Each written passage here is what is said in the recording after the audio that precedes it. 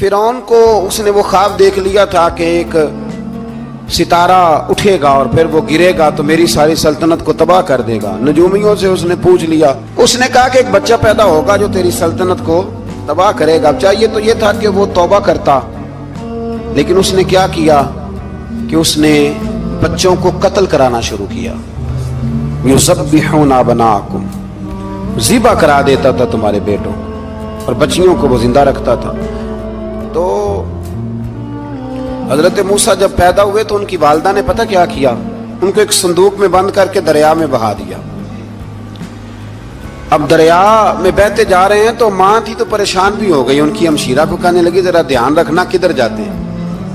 حضرت موسیٰ علیہ السلام دریا میں بہتے بہتے نا، فرعون نے نا دریا کے کنارے مکان بنایا ہوا تھا۔ آپ کو پتہ ہے بادشاہوں کا ذوق ہوتا ہے، آج کل ہمارے جو حکمران ہیں انہوں نے اس کا نام فارم ہاؤس رکھا ہوا ہے، میرا فارم ہاؤس، اور پرانے زمانے میں لوگ ڈیرا کہتے تھے۔ تو اس نے بھی اس طرح کا فارم ہاؤس بنایا ہوا تھا۔ وہاں پہ حضرت موسیٰ علیہ السلام تیرتے ہوئے تابوت کے اندر، صندوق کے اندر جا رہے ہیں۔ فرعون اور ان کی بیوی حضرت آسیہ بے اولاد تھیں، بڑی تڑپ تھی بیٹے کی، وہ بھی وہاں کھڑی تھی۔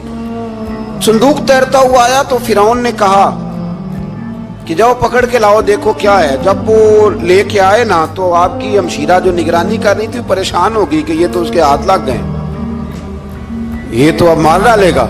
لیکن جب خوبصورت اور چمکتا ہوا بچہ دیکھا تو بی بی آسیہ کہنے لگی یہ بنی اسرائیل کا ہے ہی نہیں، یہ تو پتہ نہیں کہاں سے بہتا ہوا یہاں آ گیا ہے، تو ایسے ہی چھوڑ، یہ پتہ نہیں کہاں سے رکھ نہ لیں، رکھ نہ لیں۔ تو حضرت موسیٰ علیہ السلام وہ کہنے لگا نہیں انہی کے ہیں، موسیٰ علیہ السلام اسی کے ہیں۔ تو آسیہ کہنے لگی تیرے تو سر پہ نا بس بھوت ہی سوار ہو گیا، ہر وقت وہی لوگ تجھے یاد رہتے، یہ پتہ نہیں کہاں سے بہ کے آیا۔ اب رکھ لیا، مان گیا فرعون۔ آپ فرعون کے گھر میں جو اس لیے بچے مروا رہا تھا کہ میری سلطنت حضرت موسیٰ پیدا نہ ہو جائیں، تو اسی کے گھر میں پرورش پانے لگے، اسی کے گھر میں۔ اب عورتیں منگائی گئی دودھ پلانے کے لیے، تو حضرت موسیٰ علیہ السلام کسی بی بی کا دودھ نہیں پیتے، تو آپ کی ہمشیرہ نہ وہیں دائیں بائیں گھومتی رہتی۔ تو کہنے لگی جناب آسیہ سے کہ میں ایک بی بی کو جانتی ہوں، بڑی صاف ستھری ہے، مجھے امید ہے یہ بچہ اس کا دودھ پیے گا۔ تو فرعون کہنے لگا دوڑ کے لا، تو وہ اپنی والدہ کو لے کے آئیں تو حضرت موسیٰ نے فوراً دودھ پینا شروع کر دیا۔ فرعون کو پھر تھوڑا شک ہوا۔ ایک روایت یوں بھی لکھی ہے بعض لوگوں نے کہ فرعون ایک دن اٹھایا ہوا تھا حضرت موسیٰ کی، ابھی تھوڑی سی عمر تھی، تو آپ نے اس کی داڑھی پکڑ کے تو ایک گھونسا دے مارا، جلالی تو شروع سے ہے نا۔ تو کہنے لگا آسیہ تو مان نہ مان یہ بچہ وہی ہے۔ تو حضرت بی بی آسیہ کہنے لگی کہ تجھے غلط فہمی ہے، یہ وہ نہیں ہے۔ اس نے کہا دیکھو نا یہ تو اٹھاتی ہے تو پیار کرتا ہے، اور میرے جب قریب آتا ہے تو اس کے لب و لہجے میں تلخی محسوس کرتا ہوں۔ اس نے کہا بچوں کو کیا پتا۔ خیر ایک طرف اس نے کھانے پینے کی چیزیں رکھ دی، ایک طرف انگارے رکھ دیے۔ وہ بھی حضرت آسیہ کہتی ہیں کہ تجھے سمجھ آئے بچے بچے ہوتے ہیں، حضرت موسیٰ بچے تو تھے پر تھے تو اللہ کے نبی نا، اللہ کے نبی تھے۔ جب اس نے کہا نا یہ بچے ہیں تو حضرت موسیٰ علیہ السلام بجائے انگاروں کی طرف جانے کے، نبی تھے، وہ سیدھے کھانے پینے والی چیزوں کی طرف بڑھنے لگے۔ فرعون کہنے لگا اب بتا۔ اللہ تعالیٰ نے حضرت جبریل کو بھیجا، انہوں نے کہا ادھر نہیں جانا آپ ادھر جائیے۔ تو آپ آگ کی طرف گئے اور ایک کوئلہ اٹھا کے زبان پہ رکھ لیا۔ تو آسیہ کہنے لگی سمجھ آئی، بچے کو کیا پتا کدھر جانا ہے کدھر نہیں جانا، اگر وہ اتنا ہی خیال ہوتا وہی بچہ ہوتا تو آگ۔ اور بعض مفسرین نے لکھا ہے یہ جو حضرت موسیٰ دعا مانگتے تھے نا رب اشرح لی صدری ویسر لی امری، یہ وہ آگ کا انگارہ جب کوئلہ منہ میں رکھا تھا نا تو اس کی وجہ سے زبان میں کچھ لکنت آ گئی، تو آپ دعا کرتے تھے کہ یا اللہ میری زبان کی وہ بند گرا کھول دے تاکہ میں کھل کے فرعون کے سامنے بات کر سکوں۔ وہیں حضرت موسیٰ پلنے لگے، وہیں پلے، وہیں جوان ہوئے، وہیں اللہ نے ساری دولتیں دی، بہن بھی ملی، ماں بھی ملی، اور سارے عزیزوں کا پیار بھی ملا۔ اسی گھر کے اندر اللہ نے پرورش کر کے فرعون کے ظلم سے بنی اسرائیل کو نجات عطا فرمائی۔ موسیٰ بھی فرعون کے گھر میں پلنے لگے، اور جب جوان ہو گئے تو فرعون کے ہاں جو ظلم ہوتا تھا حضرت موسیٰ اس پر بول پڑتے تھے، جلال فرماتے۔ تو فرعون پھر ناراض رہنے لگا، یہاں تک کہ اس نے آپ کو نکال دیا آپ تشریف لے گئے وہاں سے. تو حضرت موسیٰ ایک دن شام کے وقت دوبارہ آئے بستی میں، لوگ سوئے ہوئے تھے. تو دو آدمی، ایک بنی اسرائیل میں سے اور ایک فرعون کی اپنی قوم میں سے، وہ دونوں آپس میں جھگڑ رہے تھے. لیکن وہ جو حضرت موسیٰ کی بنی اسرائیل کی قوم کا شخص تھا، اس پر وہ قبطی، وہ جو فرعون کے قریبی لوگوں میں سے تھا، وہ ظلم کر رہا تھا اور بوجھ اٹھانے کی بات کر رہا تھا. اب اس نے حضرت موسیٰ کو پکارا کہ یہ دیکھے میرے ساتھ کس طرح کی بات کر رہا ہے. تو حضرت موسیٰ کا ارادہ بھی نہیں تھا، آپ نے بس اس کو سمجھایا. پر کچھ لوگوں کو سمجھ، تو حضرت موسیٰ نے پھر ایک مکہ مارا، ایک گھونسا مارا، صرف ایک ہی. یہ کئی تگڑے اور دلیر اس طرح کے بھی ہوتے ہیں کہ گھونسا ایک بھی برداشت نہیں کرتے. وہ ایک مارا، آدمی دھڑام سے زمین پہ گرا اور ماری گیا. حضرت موسیٰ کا ارادہ نہیں تھا لیکن وہ مر گیا. حضرت موسیٰ علیہ السلام نے اس بات پر اپنے رب سے استغفار بھی فرمائی. قرآن کہتا ہے کہ انہوں نے معافی چاہی کہ اللہ میرا ارادہ نہیں تھا. بہرحال اگلے دن نا حضرت موسیٰ دوبارہ آئے. وہ سنا کرتے تھے نا ہم کہ بیوقوف دوست سے عقل مند دشمن بہتر ہوتا ہے. وہ کم از کم دشمنی تو عقل مندی سے کرتا ہے نا، لیکن جو بیوقوف دوست ہو بیوقوفی. حضرت موسیٰ دوبارہ آئے تو وہ بنی اسرائیلی اگلے دن کسی اور سے جھگڑا کر رہا تھا. پھر اس نے مدد کے لیے پکارا تو حضرت موسیٰ کہنے لگے مجھے لگتا یہ ہے کہ تیری عادت ہے، تو خود بڑا جھگڑالو ہے، تو نے روز نیا جھگڑا شروع کیا ہوتا ہے. حضرت موسیٰ جب اس کی طرف بڑے نہ ڈانٹنے کے لیے تو اس نے شور کرنا شروع کر دیا. کہنے لگتا ہے جس طرح آپ نے اسے کل قتل کیا تھا مجھے بھی قتل ہی کریں گے. یہ انسانوں کا مزاج ہے کہ آپ جب تک کسی کے طبیعت کے مطابق چلیں گے وہ راضی رہتا ہے، اور ذرا آپ اس کی طبیعت سے ہٹتے ہیں تو وہ شور کرتا ہے. اس نے کہا جی آپ مجھے بھی لگتا ہے ماریں گے. حضرت موسیٰ کلیم اللہ علی نبینا علیہ السلام کے بارے میں جب اس نے شور کیا تو بات پھر فرعون کے دربار تک گئی. وہ تو پہلے ہی بہانہ تلاش کر رہا تھا. اس نے کہا ڈھونڈو، پکڑو اور معاذ اللہ شہید کریں گے. کسی نے آ کے خبر دی کہ آپ یہاں سے ہجرت کر جائیں، اس لیے کہ آپ کے لیے یہاں حالات درست. اور بھائی یہ چھوڑ دیا کریں بات کہ فلاں آدمی کے حق میں فلاں جگہ حالات کیسے خراب ہوئے، تو نبی کریم علیہ السلام مکہ چھوڑ کے کیوں آئے؟ حضرت موسیٰ علیہ السلام نے ہجرت کیوں فرمائی؟ یہ ایک ایسی عجیب بحث ہے جس کو لوگ بلا وجہ چھوڑ دیتے، بلا وجہ چھیڑ دیتے. اور بالخصوص ایک خاتون نے ایک دفعہ مجھے پیغام دیا تو میں بڑی اس کی بات سن کے مجھے عجیب لگا. وہ کہنے لگی کہ دوسری جگہ میری شادی ہوئی ہے، مجھے طلاق ہو گئی تھی، تو مجھے ایک تانا روز سننے کو ملتا ہے تو اتنی اچھی ہوتی تو وہاں نہ رہ لیتی. تو بھئی یہ کوئی تانے والی بات ہے؟ کوئی ضروری ہے کہ بیوی غلط ہوتی ہے تو طلاق ہوتی ہے؟ اللہ کے محبوب علیہ السلام کی دو صاحبزادیوں کو ابو لہب کے دو بیٹوں نے طلاق بھیج دی تھی. کس کی غلطی تھی؟ تو آپ کیا کہہ سکتے ہیں یہاں کیوں طلاق؟ تو اتنی جلدی بات تھوڑی کر دیں گے آپ، تھوڑی احتیاط فرمائیں بولنے میں. تو حضرت موسیٰ علیہ السلام وہاں سے نکلے اور آپ مدین کی طرف چلے گئے. مدین وہ علاقہ تھا جہاں فرعون کی حکومت کوئی نہیں تھی. حضرت موسیٰ جیسے ہی وہاں پہنچے تو ان کے اندر ایک جذبہ تھا، ظلم ہوتا نہیں دیکھ سکتے.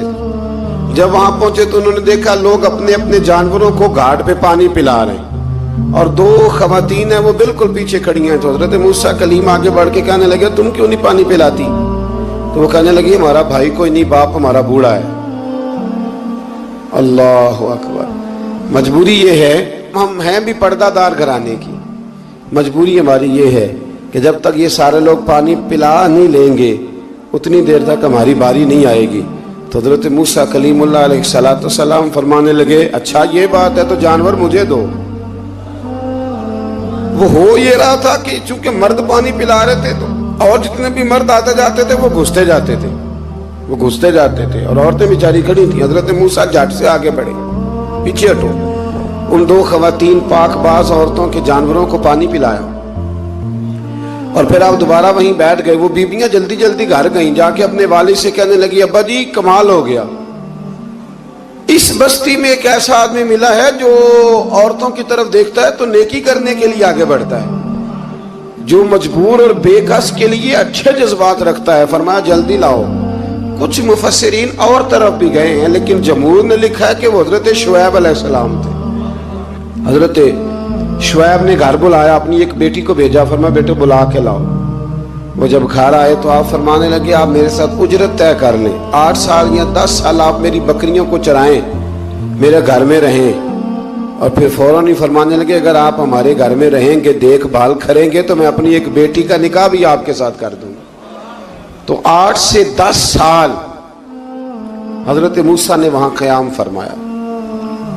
اور پھر جب آپ کا نکاح ہو گیا تو آپ اپنی بیوی کو لے کے مصر کی جانب جا رہے تھے، تو رستے میں نا ٹھنڈ زیادہ ہو گئی، تو اپنی زوجہ سے کہنے لگے وہاں آگ جل رہی ہے، میں تیرے لیے آگ لے کے آتا ہوں تاکہ تو تاپ سکے، گرمی حاصل کر سکے۔ وہاں گئے تو درخت سے آواز آئی موسیٰ میں تیرا رب ہوں۔ درخت سے آواز آئی موسیٰ میں تیرا رب ہوں۔ اور حضرت موسیٰ کلیم اللہ کو وہاں وحی آنی شروع ہوئی، وہاں وہی اللہ تعالیٰ نے انہیں وہ عصا عطا فرمایا جو پھر بعد میں اژدہا بنتا تھا۔ رب کریم نے وہیں حضرت موسیٰ کلیم کو وہیں ید بیضا عطا فرمایا۔ اپنا ہاتھ گریبان میں ڈال کے نکالتے تھے تو چاند اور سورج کی طرح روشنی دیا کرتا تھا۔ ید بیضا لیے بیٹھے ہیں اپنی۔ میں کبھی کبھی کہا کرتا ہوں کہ مولا کے دینے کے انداز بڑے انوکھے ہیں۔ بھائی یوسف کو کنویں میں پھینکتے ہیں تو اللہ مصر کا حکمران بنا دیتا۔ تو پھر حضرت موسیٰ وہاں سے واپس آئے اور آ کر کے آپ نے دوبارہ وہ سارا نظام زندگی شروع فرمایا۔ موسیٰ علیہ السلام نے ان کو دعوت حق دی اور کہا کہ میں تمہارے پاس واضح نشانیاں لایا ہوں، بنی اسرائیل کو میرے ساتھ بھیج دو۔ فرعون نے معجزات پیش کرنے کے لیے کہا تو حضرت موسیٰ علیہ السلام نے اپنا عصا زمین پہ ڈالا، اپنا عصا، اپنی چھڑی، اپنا ڈنڈا زمین پہ ڈالا تو وہ ایک واضح اژدہا بن گیا۔ پھر حضرت سیدنا موسیٰ علیہ السلام نے اپنا ہاتھ گریبان سے نکالا تو وہ دیکھنے والوں کے لیے روشن ہو گیا، ہاتھ کے اندر نور پیدا ہو گیا۔ ید بیضا لیے بیٹھے ہیں اپنی آستینوں میں۔ فرعون کے سرداروں نے حق کو قبول کرنے کی بجائے اسے جادو قرار دے دیا اور کہا کہ یہ تمہیں اپنے ملک سے نکالنا چاہتا ہے۔ انہوں نے کہا اس معاملے کو ذرا ڈھیل دو اور جادوگروں کو جمع کرو۔ جادوگر آئے، انہوں نے فرعون سے کہا کہ ہم حضرت موسیٰ کے مقابلے میں جادو تو دکھائیں گے معاذ اللہ، لیکن اگر ہم غالب آ گئے تو پھر ہمارا انعام کیا ہوگا؟ سودا پہلے طے کرنا ہے، کیا انعام ملے گا؟ اس نے کہا کہ اگر تم غالب آ گئے تو میں تمہیں اپنا قریبی بنا لوں گا۔ بادشاہوں کا قریبی ہونا بھی تو بڑی بات ہے نا، لوگ بڑے پاپڑ بیلتے ہیں قریبی ہونے کے لیے۔ اور یہ جو قریبی ہوتے ہیں نا، بالخصوص جو بادشاہوں کے قریبی ہوتے ہیں، بادشاہوں کی تباہی کا سبب بھی یہی لوگ ہی بنتے ہیں۔ یہ ان کو روز خبر دیتے ہیں کہ سب اچھا ہے، سب اچھا ہے۔ اور دنیا کے زیادہ تر حکمران انہی لوگوں کی وجہ سے تباہ ہوتے ہیں، چونکہ ان کا خود عوام سے رابطہ نہیں رہتا۔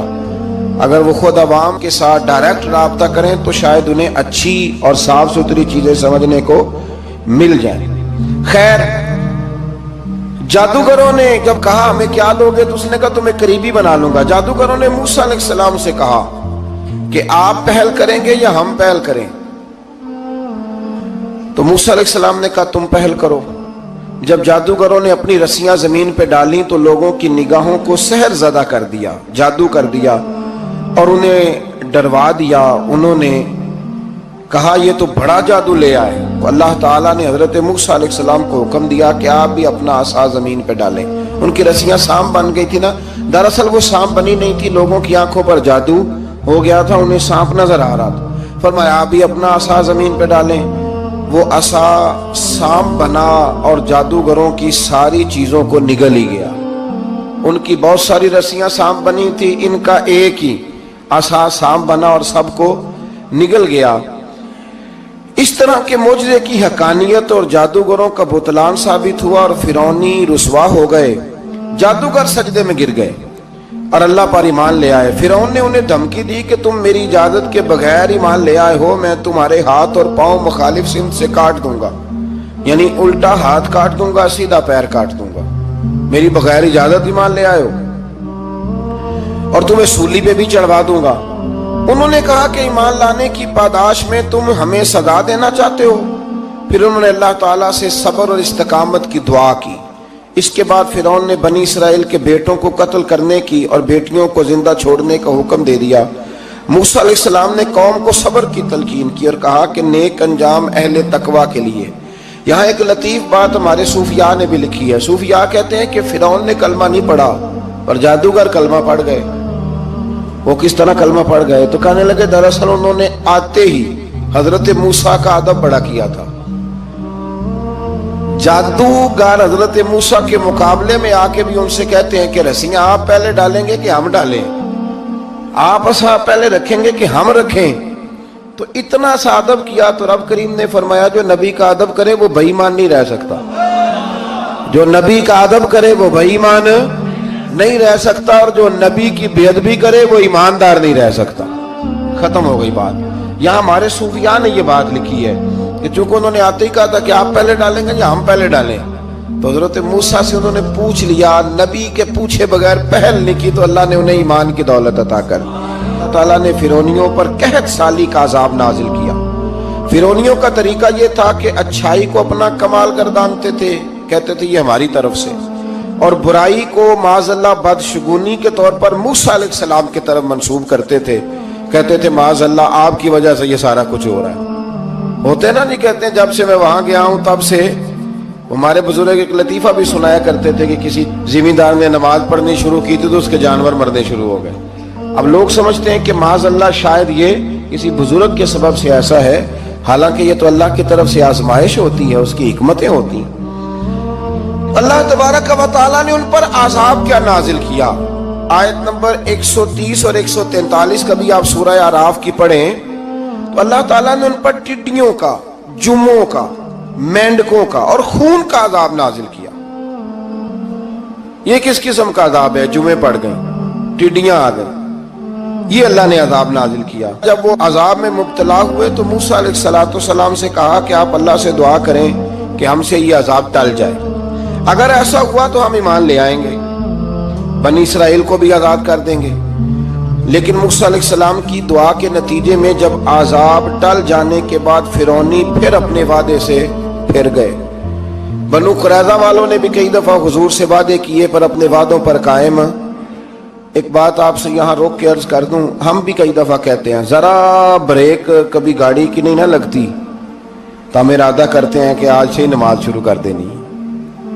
ذرا طبیعت زیادہ لیل ہوتی ہے تو ارادہ کرتے ہیں نا کہ بھائی آج کے بعد ہم نے نیک، پھر کیا ہوتا ہے؟ شفا ہو گئی تو چھٹی ہو گئی۔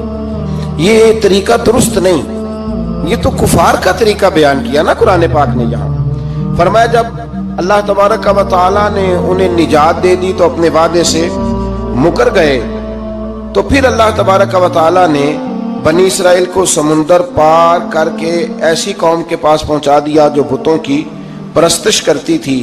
وہ تو بچ گئے لیکن فرعونی سارے دریا کے اندر غرق ہو گئے۔ حضرت موسیٰ علیہ السلام سے کہنے لگے کہ ہمارے لیے بھی یہ خدا بنا دیجئے۔ حضرت موسیٰ علیہ السلام نے فرمایا بت پرستی کرنے والے جاہل ہیں۔ یہ بت پرست قوم کے پاس جب گئے نا بنی اسرائیل والے، بت پوجتے ہوئے دیکھا تو کہنے لگے ہمارے لیے بھی سامنے بنا کے رکھ دو۔ فرمایا یہ تو جاہل ہیں، تم انہیں دیکھ کے اثر قبول کر رہے ہو، اور اپنی جاہلیت کے باعث یہ ہلاک ہونے والے بھی ہیں۔ پھر اللہ تعالیٰ نے بنی اسرائیل پر اپنی نعمتوں کا ذکر فرمایا، اور موسیٰ علیہ السلام نے اپنی قوم میں ہارون علیہ السلام کو اپنا جانشین فرمایا اور کوہ طور پر تشریف لے گئے۔ اللہ نے فرمایا وہاں آ جائیں، میں آپ کو تورات عطا کرتا ہوں۔ 40 دن کا یہ عرصہ تھا۔ موسیٰ علیہ السلام نے وہاں پہ جا کے، وہ سارا واقعہ بھی انہی آیات میں ہے کہ حضرت موسیٰ نے عرض کیا تھا کہ رب ارنی، یا اللہ میں تجھے دیکھنا چاہتا ہوں، تو فرمایا لن ترانی، تو نہیں دیکھ سکتا۔ وہ بھی یہاں اللہ نے ذکر فرمایا۔ پھر اللہ تعالیٰ نے اپنی ایک تجلی جب کوہ طور پہ ڈالی تو حضرت موسیٰ علیہ السلام تاب نہ لا سکے اور بے ہوش ہو گئے، اور پہاڑ بھی ریزہ ریزہ ہو گیا۔ اس کا ذکر بھی اللہ نے انہی آیات میں فرمایا۔ آیت نمبر 144 سے 155 تک حضرت موسیٰ علیہ السلام کو رسالت عطا کرنے، کلیم اللہ کا منصب عطا کرنے، تورات عطا کرنے کا ذکر ہے۔ آگے چل کے بتایا کہ جو متکبر لوگ ہیں نا وہ آیات الہیہ سے منہ پھیرتے ہیں، اور جو لوگ اللہ کی آیات اور قیامت کو جھٹلاتے ہیں ان کے اعمال باطل ہیں۔ پھر موسیٰ علیہ السلام کے کوہ طور پر قیام کے عرصے میں بنی اسرائیل کے زیورات سے بچڑا بنا کر اسے معبود بنانے کا ذکر ہے۔ ان میں ایک جادوگر تھا سامری، سنا ہے سلالہ میں اس کی قبر ہے۔ حضرت موسیٰ کوہ طور پہ چلے گئے تو اس نے پیچھے سے سونے کا ایک بچڑا بنا لیا، اس میں سونے کی تاریں اس کے منہ میں لگائیں، ہوا چلتی تھی تو بجتی تھی۔ اتنے کمزور عقیدے کی یہ قوم تھی کہ انہوں نے فٹافٹ ماننا شروع کر لی، فٹافٹ ماننا، کہنے لگے یہ ٹھیک ہے۔ چنانچہ موسیٰ علیہ السلام جب واپس آئے تو قوم پر غصے اور افسوس کا اظہار فرمایا اور کہا میرے پیچھے تم نے ایسا برا کام کیا ہے۔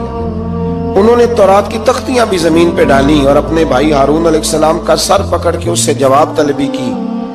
انہوں نے کہا اے میرے ماں جائے، بڑے خوبصورت لفظ ہے قرآن پاک، اے میرے ماں جائے، اے میرے بھائی، قوم نے مجھے بے بس کر دیا اور قریب تھا کہ یہ مجھے قتل بھی کر دیتے۔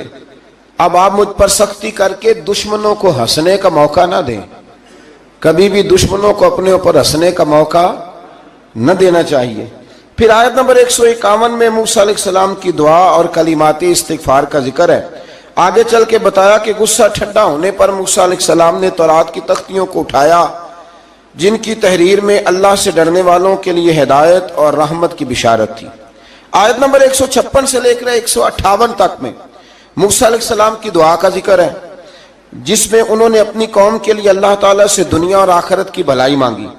اللہ تعالیٰ نے فرمایا یہ کامل نعمت میں ان لوگوں کو عطا کروں گا جو ایمان کے ساتھ تقوی بھی اختیار کریں گے، یہ انہیں ملے گی نعمت، اور پھر وہ زکوٰۃ دیں گے اور اس عظیم رسول یعنی نبی کریم صلی اللہ تعالی علیہ وآلہ وسلم کی وہ پیروی کریں گے۔